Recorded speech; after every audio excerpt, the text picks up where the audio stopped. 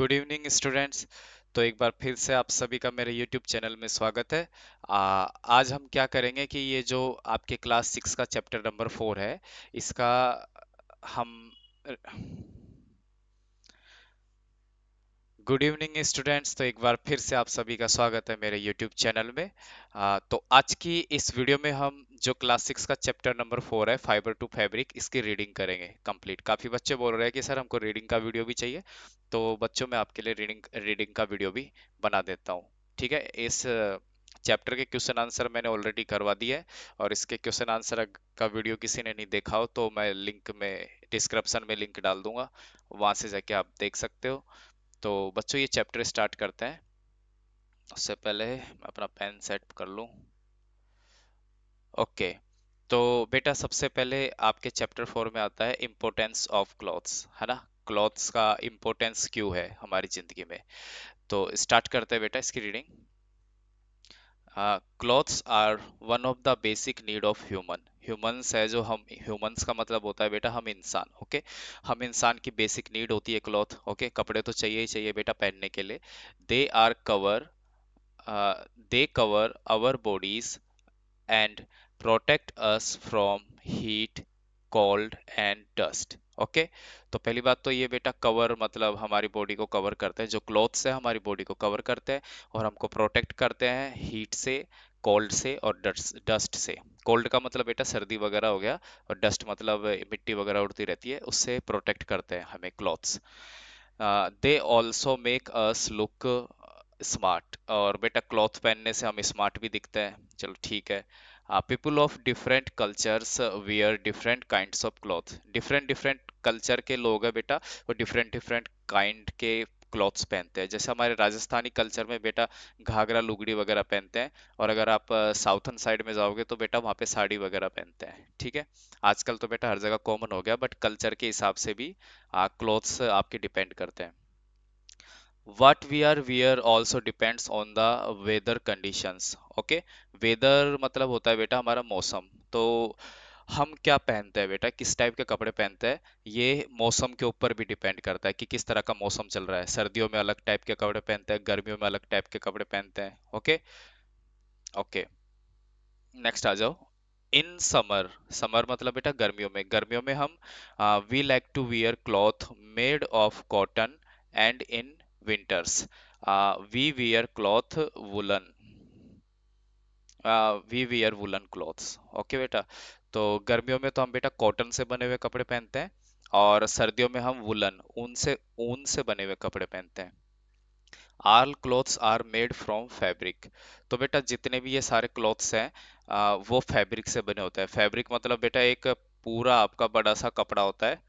Okay, और उस कपड़े में से बेटा आप 2 मीटर काट के शर्ट बनवा लिए, 2 मीटर काट के आपने पैंट बनवा लिया, और 2-2 मीटर काट के आपने कुछ भी बनवा लिया। तो फैब्रिक बेटा एक पूरी थान होती है, पूरा कपड़ा होता है। ओके, ये ध्यान रखना। फैब्रिक का भी हिंदी में मीनिंग वैसे बेटा कपड़ा ही होता है, लेकिन एक पूरा लंबा पूरा कपड़ा होता है बेटा, ये ध्यान रखना। उसमें से हम काट काट के हमारे पैंट शर्ट बनवाते हैं, वो क्लॉथ्स हो जाते हैं। Fabric are of different types. अब बेटा ये फैब्रिक भी डिफरेंट डिफरेंट टाइप्स के होते हैं। Some fabric are coarse to touch. Coarse मतलब बेटा खुरदरा होता है, यहाँ मैंने लिख भी रखा है। ओके, कुछ फैब्रिक को बेटा आप टच करो, वो थोड़े खुरदरे खुरदरे से होते हैं। जैसे आपने वो होती है बोरी, जिसके अंदर हम गेहूं गेहूं भरे रहते हैं, बोरी, उसको टच किया होगा तो देखा होगा वो बोरी कितनी खुरदरी खुरदरी होती है ना। While some are soft. तो बेटा कुछ फैब्रिक ऐसे होते हैं बहुत सॉफ्ट होते हैं, जैसे रेशम हो गया बेटा, रेशम को सिल्क कहते हैं। सिल्क टच करने में बेटा काफी सॉफ्ट होता है। ओके, इसके बाद नेक्स्ट पैराग्राफ पे चलते हैं बेटा। अब हमें देखना है बेटा history of clothing material. Clothing material की हिस्ट्री देखनी है। ओके, क्लॉथ कैसे इन्वेंट हुआ उसके बारे में देखना है।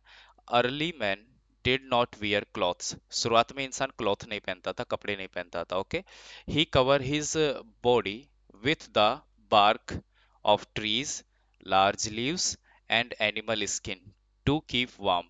तो बेटा शुरुआत में जो इंसान है वो क्या करता था, पेड़ के ऊपर जो छाल होती थी ना, पेड़ के ऊपर से हम छुड़ाते हैं तो उसका बेटा कवर निकल के आ जाता है, तो पेड़ की छाल उससे अपने शरीर को ढक लेता था।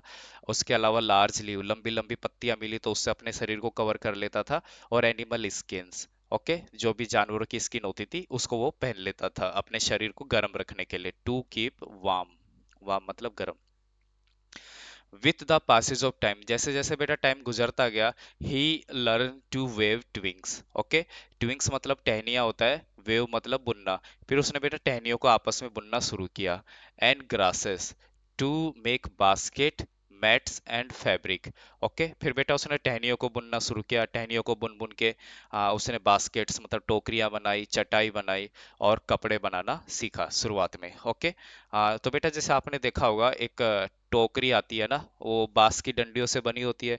तो बांस की डंडियां है, उनको ट्विंग्स कह दो आप, ट्विंग्स, और उनको देखो आपस में कैसे बुन के, ओके, उनकी वेविंग करके बेटा वो टोकरी बनाई हुई होती है।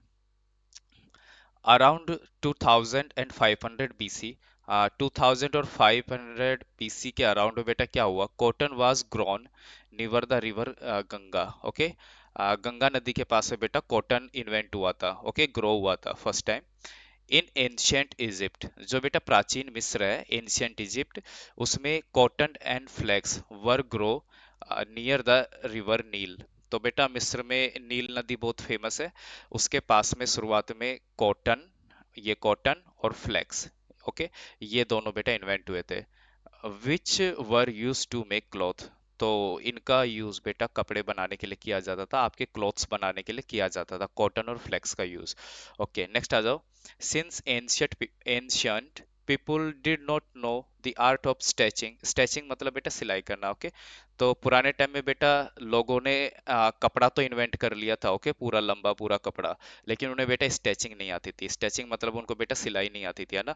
तो वो क्या करते थे, they draped big pieces of cloth around themselves, themselves मतलब बेटा अपने चारों ओर, ओके, और ड्रेप्ड मतलब लपेटना। तो वो क्या करते थे, वो बड़े बड़े कपड़े होते थे, बड़े बड़े फैब्रिक होते थे, उनको अपने चारों तरफ लपेट लेते थे जैसे उनका मन करता था, तो इस तरह से बेटा वो कपड़े पहनते थे। नेक्स्ट है, when the swing needle was invented, swing needle मतलब बेटा सिलाई की सुई हो गया आपका, स्विंग सिलाई, नीडल सुई, सिलाई की सुई का जब आविष्कार हुआ, इन्वेंटेड हुई, okay, people started stretching fabric to make cloth. फिर बेटा वो बड़े बड़े कपड़े होते थे, तो लोगों ने उनको काट काट के अपने हिसाब से स्टिचिंग करना, सिलाई करना शुरू किया, और अपने लिए बेटा शर्ट बनाए, पैंट बनाए। Okay, today we wear different kinds of stitched clothes like salwar suit, pant shirt etcetera. तो बेटा आजकल हम क्या है कि सिलाई कर करके डिफरेंट डिफरेंट टाइप्स के अपने लिए क्लॉथ बना लेते हैं, जैसे पैंट शर्ट बना लिया, सलवार सूट बना लिया, ओके, ये सारा हो जाता है। नेक्स्ट आ जाओ बेटा। हाँ, ये हमारा हिस्ट्री खत्म हो चुका है क्लोथ्स का, ओके। अब आ जाता है बेटा फाइबर एंड देयर टाइप्स। तो बेटा ये फाइबर और उनके टाइप्स हम पढ़ लेते हैं। तो सिंपल सी बात है, all clothes are made up of long strong thread like material called yarn. तो बेटा पीछे क्वेश्चन भी है, यार्न क्या होता है।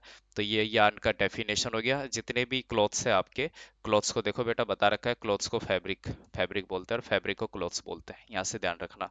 ओके, ये बेटा लंबे लंबे और स्ट्रॉन्ग धागों से मिलके बने होते हैं, जिन धागों को हम बोल देते हैं yarn. Yarn is made up of thinner stands call fibres. Okay, और यार्न जिससे मिलके बना होता है बेटा उनको फाइबर कह देता है। सपोज करो ये यहाँ पे तीन धागे लिए, ओके, तो ये तीन धागे तो बेटा आपके हो गए फाइबर। ओके, ये फाइबर मतलब धागा, तीन धागे हो गए। चलो, अब इन तीन धागों को बेटा आपस में ट्विस्ट कर करके, आपस में मिला मिला के हम पूरा एक धागा बना लेते हैं। ओके, अब ये एक मोटा धागा बन गया बेटा, और ये काफी स्ट्रोंग भी होगा क्योंकि तीन धागों से मिलके बना है। फिर ये मोटा धागा जो बन जाता है, ये हो जाता है हमारा यार्न। ओके, ये भी धागे की तरह ही दिखता है बेटा, बट इसमें तीन फैब्रिक मिलके बने होते हैं ये यार्न। और जरूरी नहीं है तीन ही मिला है बेटा, इसको और मजबूत बनाने के लिए पांच भी मिला सकते हैं, 50 भी मिला सकते हैं एक साथ, वो डिपेंड करता है कि कितना मजबूत हमको हमारा यार चाहिए, हमारा धागा चाहिए।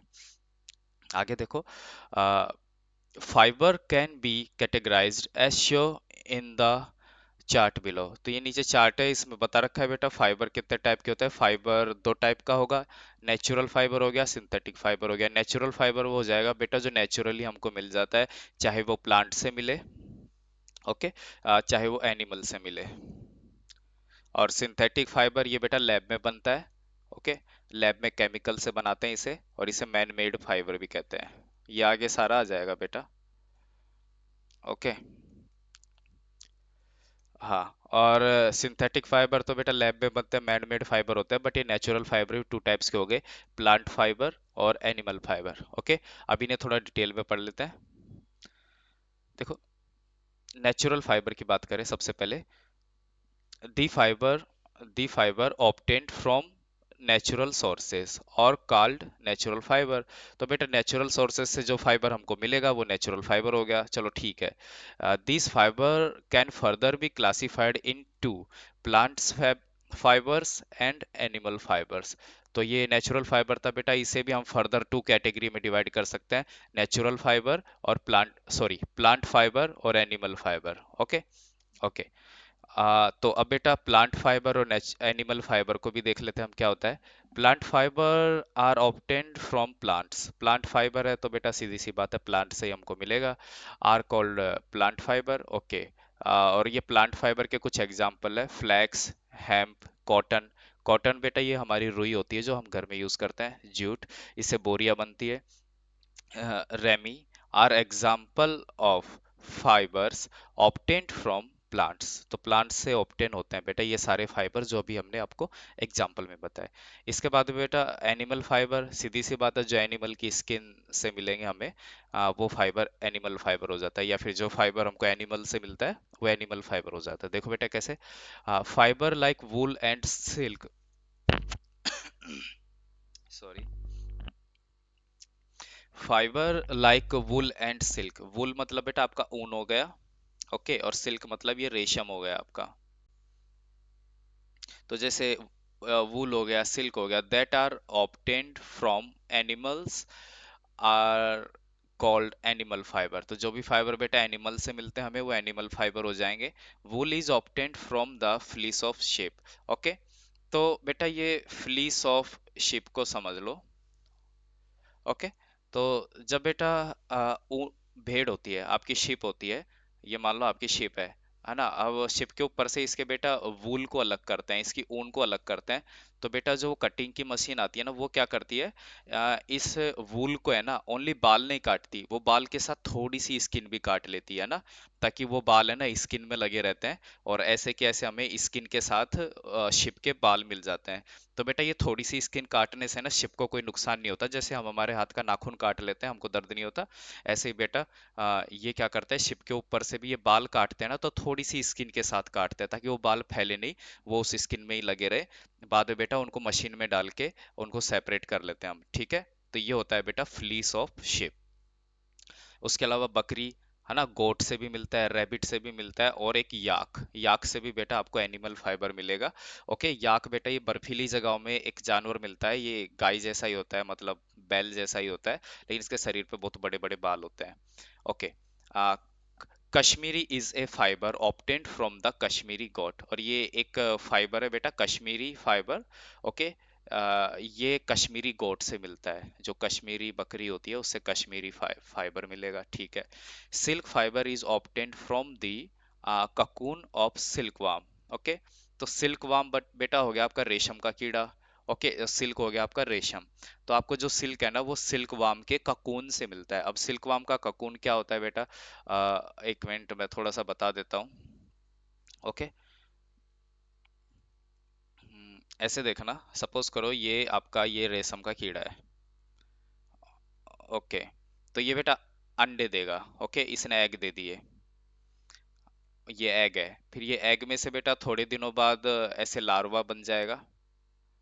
ओके, ये लार्वा बन गया कुछ इस टाइप का, और ये लार्वा क्या करेगा बेटा, पत्तियों को खाता रहता है और बड़ा होता रहता है। जब बेटा ये लार्वा बड़ा हो जाता है तो बेटा ये ककून बन जाता है, जैसे किसी आदमी को है ना मिस्र में मम्मियाँ देखिए उनको पट्टियों में लपेट देते हैं, ऐसे बेटा ये अपने आप को क्या करता है, रेशम में लपेट लेता है ना। जब ये क्या होता है, ये जो आपका वाम है ये सिल्क वाम में कन्वर्ट होता है ना, ऐसा बनता है वापस। तो ये अपने चारों तरफ बेटा ककून बना लेता है इस तरह का, जैसे शक्तिमान उड़ रहा है, बट बेटा ये रेशम का बना होता है। ओके, तो ये होता है बेटा ककून, तो ये इस ककून से हमें बेटा सिल्क मिलता है। It is one of the strongest natural fibre. तो ये सिल्क है ना बेटा, आपका नेचुरल फाइबर है, बट ये सबसे स्ट्रॉन्गेस्ट भी है, ये ध्यान रखना। चलो, नेचुरल फाइबर की बात खत्म हुई बेटा। अब आ जाओ सिंथेटिक और मैन मेड फाइबर। तो मैंने बता दिया था सिंथेटिक फाइबर, इसको मैन मेड फाइबर भी बोलते हैं, और मैंने आपको बताया था ये लैब के अंदर बनते हैं ना। तो the fibre made in factories from chemical are called synthetic और मैन मेड फाइबर। ओके। तो बच्चों, जो आपके फाइबर हैं वो केमिकल से बनते हैं, फैक्ट्रीज के अंदर बनते हैं, वो हो जाते हैं बेटा आपके सिंथेटिक फाइबर या फिर man made fibre.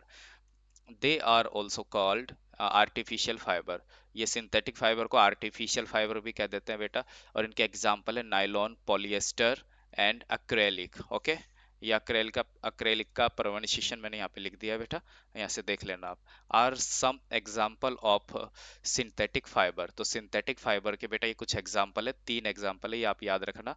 Nylon, polyester and acrylic. Okay.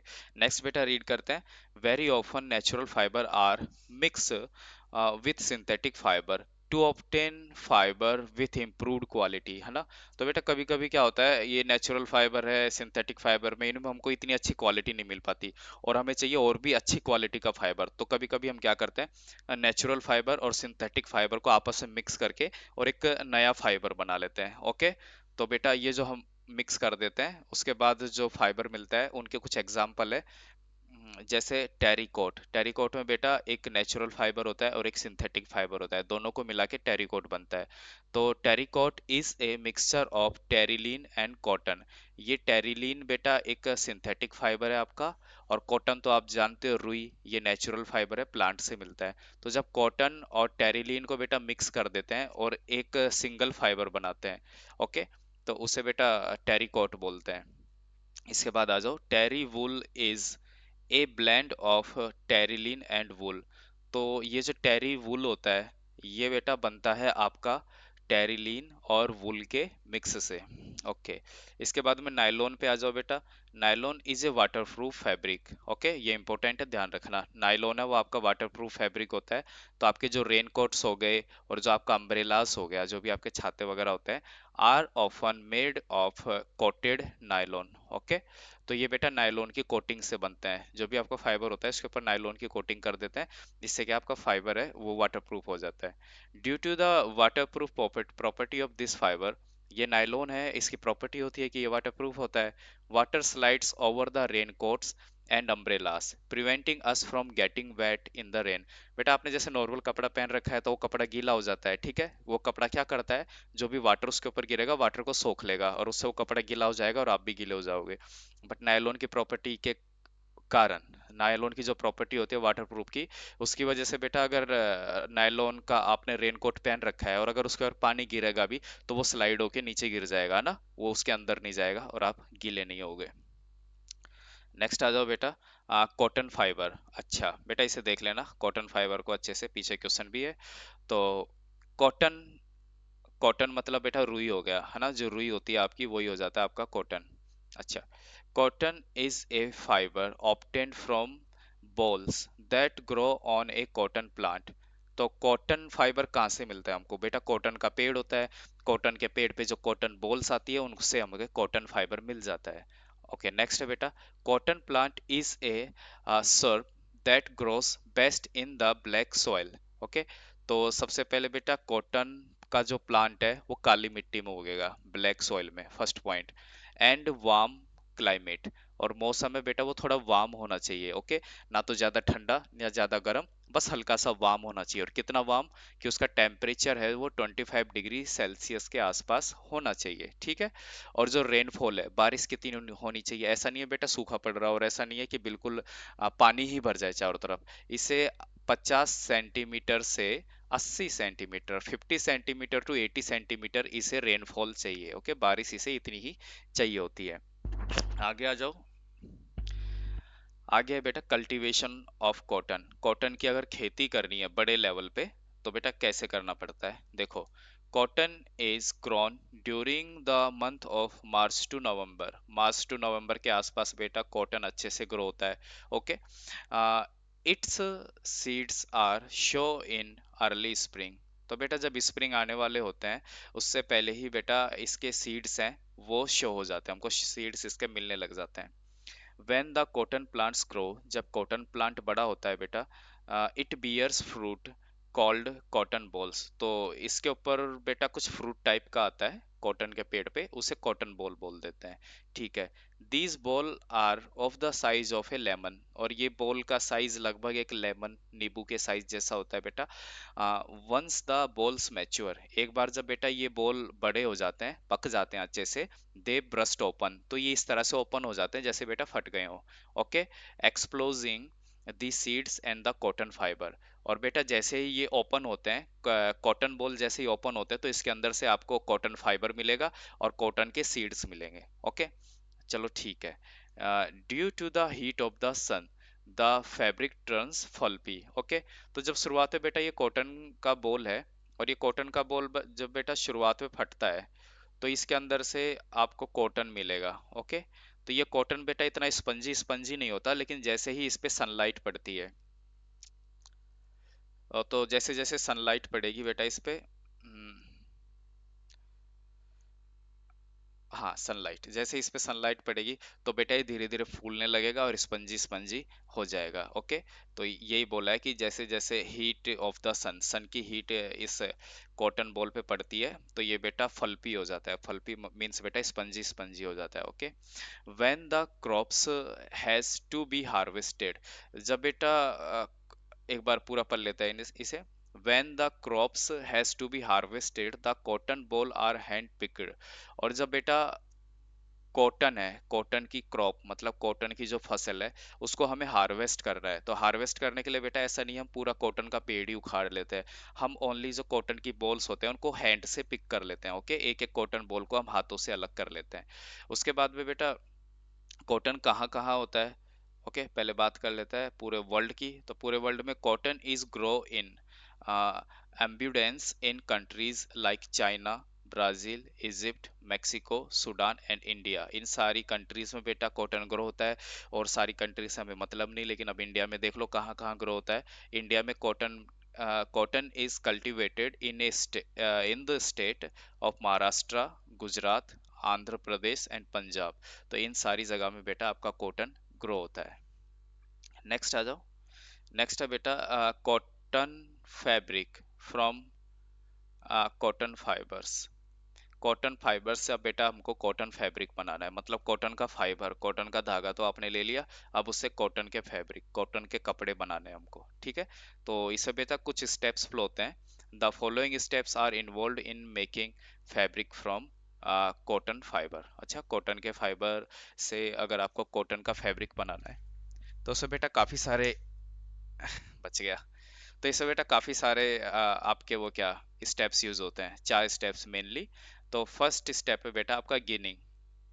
अब गिनिंग में क्या होता है बेटा, this is a process of separating cotton fibres from their seeds manually or by using machine is called roller गिन।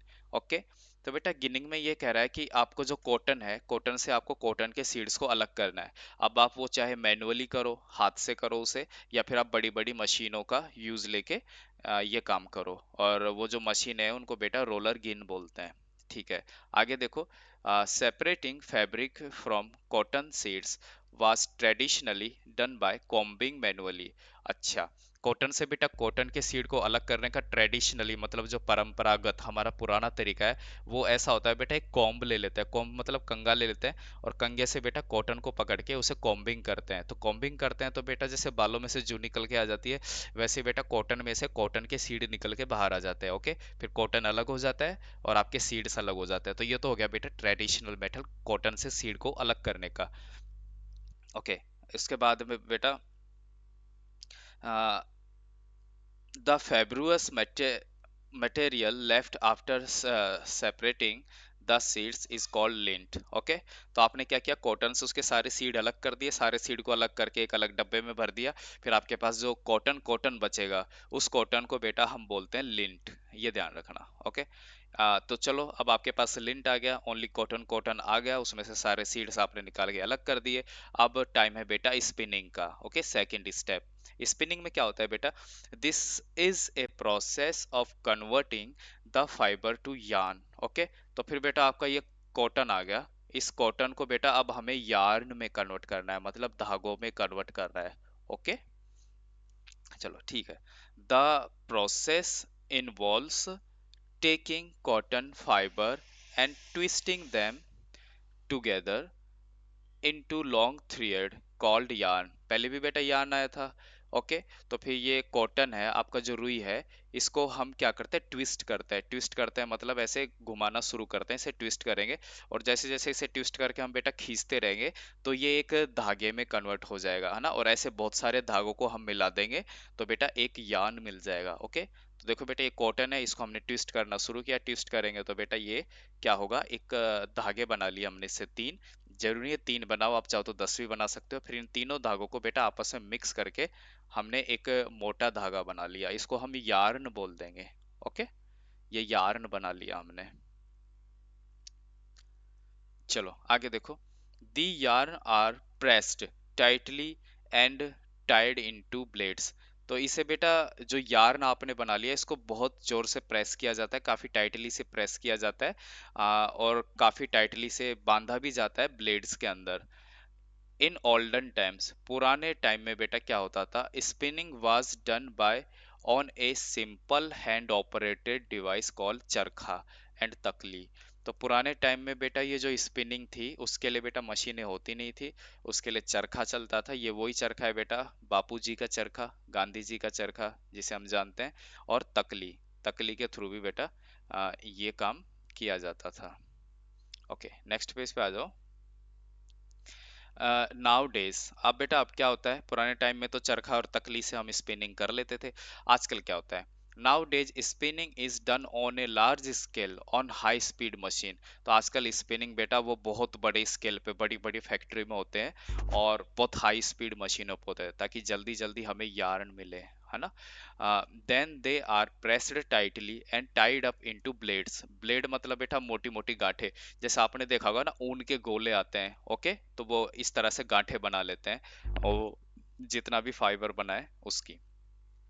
These blades are then processed into yarn which are then converted into fabric। तो ये blades क्या करेगी बेटा, जितना भी आपका fibre है उसको यार्न में कन्वर्ट कर देगी, और फिर वो यार्न है उनसे बेटा फैब्रिक बना लेते हैं हम। फैब्रिक मतलब कपड़े बना लेते हैं। ओके, ये कपड़े का मतलब ये नहीं है बेटा कि ये फैब्रिक, ये फैब्रिक का मतलब ये नहीं है कि आप शर्ट पहन रहे हो, पैंट पहन रहे हो, ये बेटा ये फैब्रिक नहीं है। ये फैब्रिक वो है, एक पूरा लंबा कपड़ा ही बन जाएगा, जैसे धोती की तरह एक पूरा लंबा कपड़ा बन जाएगा ना, वो फैब्रिक हो जाता है।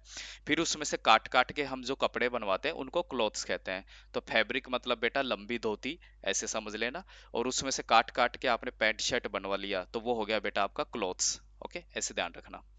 The two main methods of converting yarn to fabric, sorry fabric नहीं बेटा, हाँ सॉरी फैब्रिक ही है।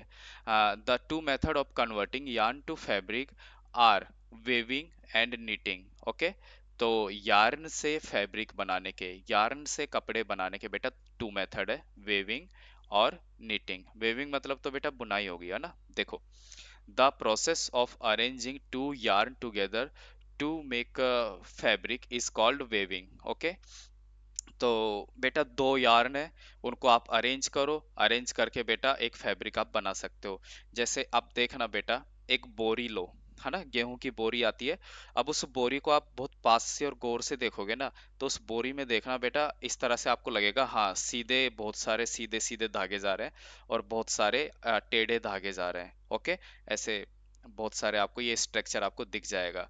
तो बेटा वो क्या है कि दो दो धागे हैं, मतलब दो नहीं बहुत सारे हैं वैसे उसमें, तो कुछ धागों को सीधा ले गया है और कुछ धागों को टेढ़ा लेके गए हैं, तो इस तरह से उनको आपस में ट्विस्ट कर करके और बेटा वो बोरी बन जाती है। ओके, तो यही प्रोसेस है आपका वेविंग का होता है। आगे देखो, it is done manually on handloom. या तो बेटा ये हाथों से आप कर लो हैंडलूम के ऊपर, या फिर आप ये मशीनों से कर लो, और मशीन यूज होती है बेटा उसे पावर लूम बोल देते हैं हम। ठीक है, आगे देखो, a fabric is made on loom by interlocking two sets of threads at right angle. Okay, तो बेटा दो सेट लेने पड़ेंगे आपको 3/8 मतलब धागों के, और उनको राइट एंगल मतलब 90 डिग्री के एंगल पे आपको आपस में ट्विस्ट करना पड़ेगा, तब जाके आपका फैब्रिक बनता है। जैसे बोरी का एग्जांपल ले लो। फॉर एग्जांपल बेटा ये कुछ इनको मैंने इस तरह से सीधा लगाया, ओके, कुछ फैब्रिक को, फाइबर, सॉरी ये फाइबर है, और इसके बाद में मैंने कुछ फाइबर लिए, उनको इस तरह से बेटा इसके नीचे ट्विस्ट कर करके टेढ़ा टेढ़ा मेढ़ा लगाया, ओके। तो इस तरह से बेटा ये, इस तरह से ये वेविंग होती है आपकी। अब ये देखो, ये जो ये कपड़ा टाइप में बन गया, बोरी टाइप में बन गया ये। आगे आ जाओ। निटिंग। निटिंग में क्या होता है बेटा, देखो, the process of making fabric from a single yarn is called knitting. एक सिंगल यार्न से जो हम फैब्रिक बनाते हैं, कपड़ा बनाते हैं, उसको निटिंग बोल देते हैं। It is done manually or by machine. Knitting भी बेटा आप मैनुअली कर सकते हो या फिर मशीन्स के थ्रू कर सकते हो।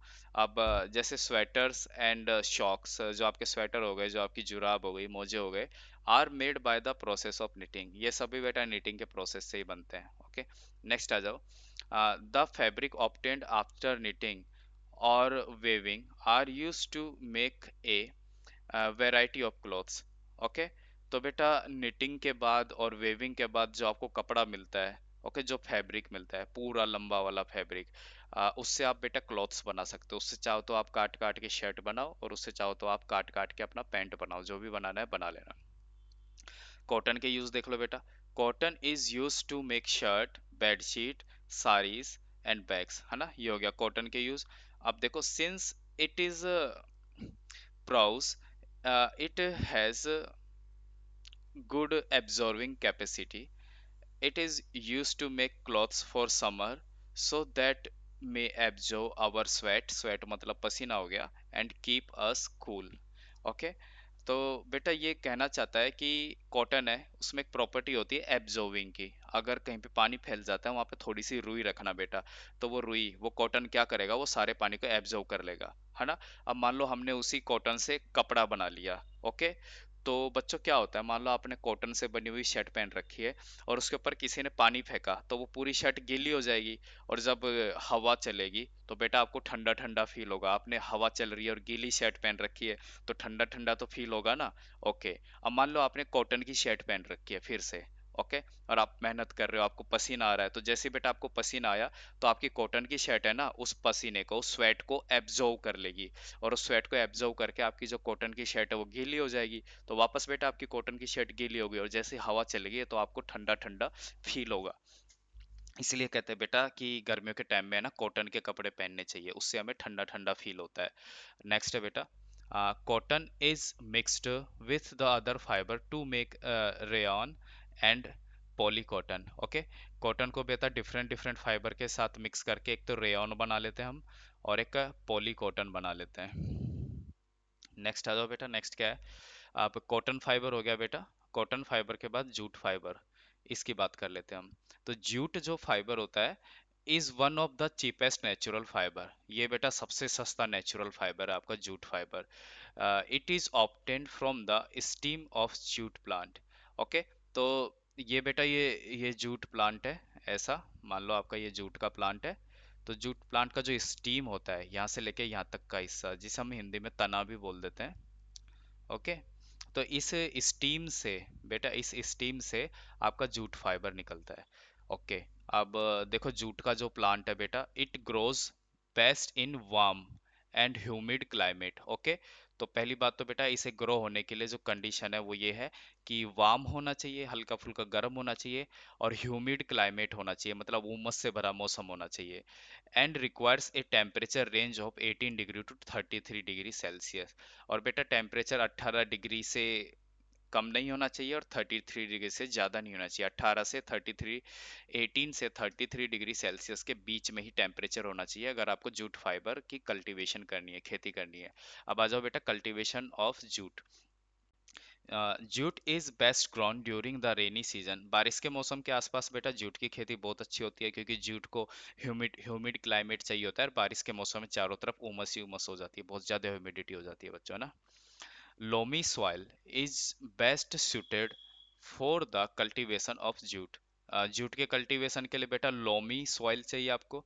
जैसे पिछली बार हमने कॉटन की कल्टीवेशन में देखा था ब्लैक सॉइल चाहिए होती थी, और यहाँ पे जूट के कल्टीवेशन के लिए आपको लोमी सॉइल चाहिए। When the plants grow to a height 6 to 12 feet they bear yellow flower. जब ये जूट का प्लांट है वो बड़ा हो जाएगा बेटा, कितना, 6 फीट से 12 फीट के आसपास का, तो ये येलो, तो ये इस पे येलो फ्लावर लग जाते हैं बेटा। ठीक है, ये येलो फ्लावर मैं बनाने की कोशिश करता हूँ, थोड़े बन जाए तो। तो ये बेटा इस पे येलो फ्लावर लगना शुरू हो जाते हैं जब 6 फीट से 12 फीट का हो जाता है। और जैसे ही आपने इस पे देखा कि फ्लावर आने शुरू हो गए हैं येलो कलर के, तो आप समझ जाना बेटा कि दे कहाँ गया, they are cut at the flowering stage. तो जैसे ही बेटा इससे फूल लगते हैं तो इसको हम काट लेते हैं। ठीक है, फ्लावरिंग स्टेज पे इसे हम काट लेते हैं। S jute obtain at this stage is of good quality. तो इस स्टेज पे बेटा हम जूट का जो कल्टीवेशन करते हैं ना, काट लेते हैं इसे, तो यहाँ पे हमें बहुत बेस्ट क्वालिटी का जूट मिलता है इस फ्लावरिंग स्टेज में। चलो ठीक है। Once the jute crop is harvested, तो एक बार आपने क्या किया, जूट की जो फसलें है उसको हार्वेस्ट कर लिया, उसको काट लिया। The steam of the plant are tied into bundles and are put in a pound of water about 20 days. Okay, तो एक बार आपने जैसे जूट के प्लांट को काट लिया, तो जूट के प्लांट के जितने भी स्टीम है इन सबको इकट्ठा किया, इकट्ठा करके इसे बेटा टाइड अप कर लिया बंडल्स में, बंडल्स में बांध लिया। और उस बंडल को बेटा जो पाउंड होते हैं, तालाब होते हैं, उनके अंदर रख दिया, पानी के नीचे आपने इनको रख दिया 20 दिन के लिए, कम से कम 20 दिन के लिए आपको इन्हें रखना पड़ेगा। टू रॉट, गलने के लिए, है ना। तो ये बेटा 20 दिन के अंदर रोट हो जाते हैं, गल जाते हैं। This is called reading. तो ये प्रोसेस हो जाता है बेटा आपका रीटिंग का। It लूजन the bond between best and inner woody fibre sticks. तो बाद में बेटा क्या होगा कि ये जूट फाइबर 20 दिन तक आप पानी में रख लोगे ना, तो इसके ऊपर से देखना इसकी खाल सी उतरने लग जाएगी, है ना। इसके ऊपर का ये खाल सी उतरने लग जाएगी, इसे बास्ट बोलते हैं। और बेटा अंदर का जो ये स्टीम है ये अलग हो जाएगा, उस स्टीम से हमको कोई मतलब नहीं है, लेकिन बेटा ये जो इसके ऊपर से इसकी बास्ट उतर रही है, ये हम ले लेते हैं, इकट्ठा कर लेते हैं। Jute fiber can then be easily stripped off from the stem of the jute plant। Okay, तो फिर ये जूट फाइबर है बेटा, इसको है ना हम आसानी से ऐसे अलग कर सकते हैं स्टीम से, इसके तने से। एंड ड्राइड इनटू द सन, और जूट फाइबर को हमने उसके स्टीम से अलग कर लिया। उसके बाद में जूट फाइबर को हम क्या करते हैं, सनलाइट में सुखा लेते हैं। Then the fibre are tied together and sent to the mills, और फिर ये सूखने के बाद बेटा इनको वापस आपस में बांध लेते हैं और इनको बड़ी बड़ी मिल्स में भेज देते हैं। Okay, where they are spun and woven into the textile. उसके बाद में बेटा इनकी बुनाई होती है और इनको डिफरेंट डिफरेंट टाइप के प्रोडक्ट में हम कन्वर्ट कर देते हैं। जैसे जूट से फाइबर बना लिया, उससे फिर हमने कोई फैब्रिक बना लिया। ओके, ये सारा काम होता है। जूट इज कल्टीवेटेड इन बांग्लादेश। अब देख लो बेटा ये हमारे देश में कहाँ कहाँ होता है। बांग्लादेश में होती है इसकी खेती, मम्यारम, चाइना, थाईलैंड, अच्छा और देशों में भी होती है बेटा। बांग्लादेश, ये देशों की बात हो रही है, कंट्रीज की। Bangladesh, Myanmar, China, Thailand and India. और इंडिया के अंदर बेटा जूट की खेती कहाँ कहाँ होती है, उड़ीसा, बिहार, आंध्र प्रदेश और वेस्ट बंगाल, यहाँ पे सबसे ज्यादा जूट की खेती होती है। तो बेटा अब जूट के यूज देख लेते हैं हम, uses of jute. Jute is the second most important natural fibre after cotton. Cotton के बाद बेटा कोई नेचुरल फाइबर है जिसकी इंपॉर्टेंस बहुत ज्यादा है, तो वो जूट फाइबर है हमारा। It is use for various process. Jute fibre बहुत डिफरेंट डिफरेंट प्रोसेस के लिए यूज होता है बेटा। Some of its uses are follow, तो कुछ यूजेस आपको इसमें नीचे बता रखे हैं। It is use in making sacks, curtains, handbags and carpets. Okay, तो बेटा जूट फाइबर का यूज सैक्स बनाने में होता है, कर्टेन्स बनाने में होता है, हैंडबैग्स बनाने में होता है और कारपेट्स बनाने में होता है। और नेक्स्ट है बेटा, it is use in making fancy jute bag. तो आजकल बेटा जूट के बहुत सारे फैंसी बैग भी आ रहे हैं, टेबल मैट, टेबल की चटाई बनाने में, बास्केट्स बनाने में और ज्वेलरी बनाने में भी बेटा जूट फाइबर का यूज हो रहा है। ठीक है, तो बच्चों अब आ जाओ other useful plant fibre. Okay, अब बेटा हमने जूट पढ़ लिया, हमने कॉटन पढ़ लिया, इन दोनों के अलावा भी बेटा कुछ यूजफुल फाइबर्स होते हैं। ओके, वो प्लांट फाइबर्स उनके बारे में भी हम रीड कर लेते हैं। जैसे पहला होता है coir. It is obtained from the outer covering of the coconut fruit. अच्छा बेटा, जो कोकोनट फ्रूट होता है उसकी आउटर कर्विंग, कोकोनट फूड के बाहर की साइड जो उसका छिलका होता है ना, उससे आपको कोयर मिलेगा।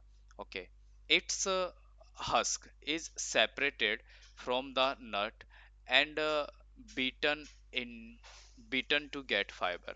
ओके बेटा, तो ये कॉटन के ऊपर से आप क्या, सॉरी कॉटन नहीं बेटा, कोकोनट, कोकोनट के ऊपर से क्या करोगे, उसका हस्क, उसका छिलका आप उतार लोगे, फिर उसको पीटना शुरू करोगे, कूटना शुरू करोगे, ठीक है।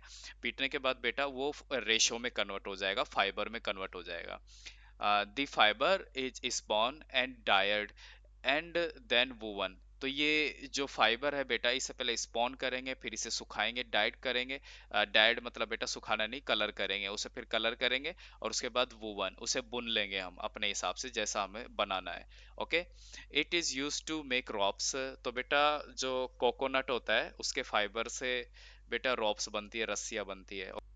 The fibre is spun and dyed and then woven. तो ये फाइबर को बेटा कलरिंग करता है, डाइड वगैरह कलरिंग वगैरह करता है, फिर उनको आपस में बुन लेते हैं। और it is use to make ropes, stuffed mattresses and floor, floor coverings. Floor की कवरिंग वगैरह बनाने के लिए, रॉप्स बनाने के लिए इनका यूज किया जाता है। ओके, कोर के बाद बेटा एक फाइबर है हम्प। ओके, हम्प देख लो। It is obtained from the steam of the hemp plant. जैसे बेटा जूट फाइबर जूट प्लांट की स्टीम से बनता था, तो हम्प फाइबर है, ये भी क्या होगा, जो हम्प प्लांट होता है उसके स्टीम से बनेगा, मतलब उसके तने से बनेगा। It grows best in loamy soil. ये भी लोमी सॉइल के अंदर ही ग्रो होता है बेटा। The fibre of this plant are use to make ropes, nets, cloths and carpets. तो ये जो फाइबर है, इससे भी बेटा आपकी क्या क्या चीजें बनती है, रोप्स बनती है, नेट्स बनते हैं, क्लॉथ्स बनते हैं, और आपके कारपेट्स बनते हैं, नीचे बिछाने की चटाई वगैरह, ये कारपेट्स में आ जाते हैं। अब आ जाओ बच्चों फ्लेक्स पे। ओके, तो flax, it is obtained from the steam of a flax plant. तो ये भी बेटा जैसे जूट फाइबर जूट की स्टीम से बना, हम्प फाइबर हम्प की स्टीम से बना, तो फ्लेक्स फाइबर है बेटा, ये फ्लेक्स प्लांट होता है, तो फ्लेक्स प्लांट के स्टीम से बनता है। ओके, स्टीम मतलब तना।